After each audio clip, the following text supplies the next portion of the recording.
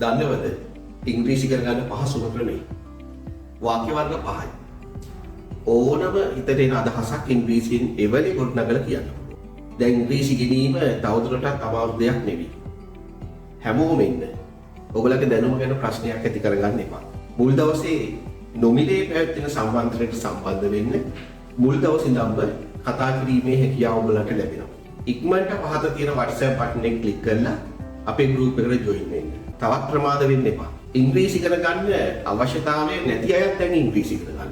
මොකද මේ පහසු ක්‍රමය නිසා වාක්‍ය වර්ග 5යි කියන්නේ ඒකෙන් අපිට තේරෙනවා මේ භාෂාව කොච්චර පහසුවෙන් ඉගෙන ගන්න පුළුවන් වෙලා තියෙනවද කියලා. වාක්‍ය වර්ග 5කින් සම්පූර්ණ ඉංග්‍රීසි භාෂාව උගන්වන විතරක් නෙවෙයි.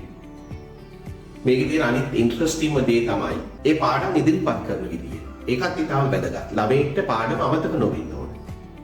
අපි මේ පාඩම් ඉදිරිපත් කරන්නේ චිත්‍ර ඇසුරින්.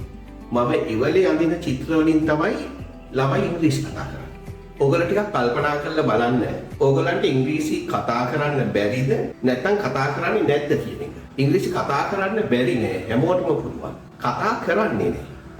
දැන් ගුරුවරු කියනවා නිතර කියන දෙයක් තමයි කතා කරන්න ඕන ඉංග්‍රීසි කතාව හරියන්න.